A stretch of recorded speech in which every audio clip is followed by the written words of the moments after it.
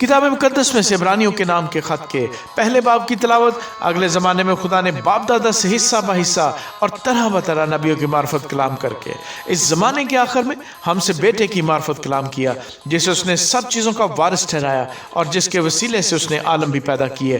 وہ اس کے جلال کا پرتاؤ اور اس کی ذات کا نقش ہو کر سب چیزوں کو اپنی قدرت کے کلام سے سنبھالتا ہے۔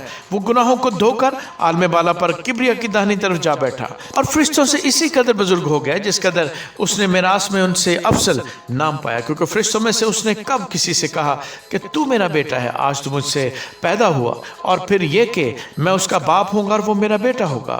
اور جب پلوٹے کو دنیا میں پھر لاتا ہے تو کہتا ہے کہ خدا کے سب فرشتوں سے سجدہ کریں، اور فرشتوں کی بابت یہ کہتا ہے کہ وہ اپنے فرشتوں کو ہوائیں اور اپنے خادموں کو آگ کے شعلے بناتا ہے۔ مگر بیٹے کی بابت کہتا ہے کہ اے خدا، تیرا تخت ابدالآباد رہے گا اور تیری بادشاہی کا عصا راستی کا عصا ہے۔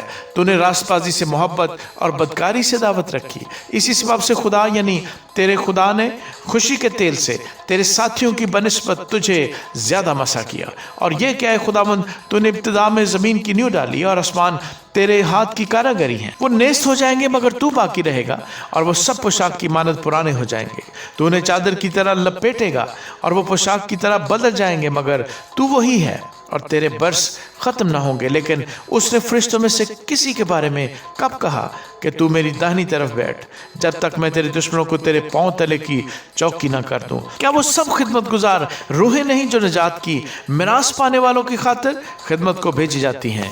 آمین۔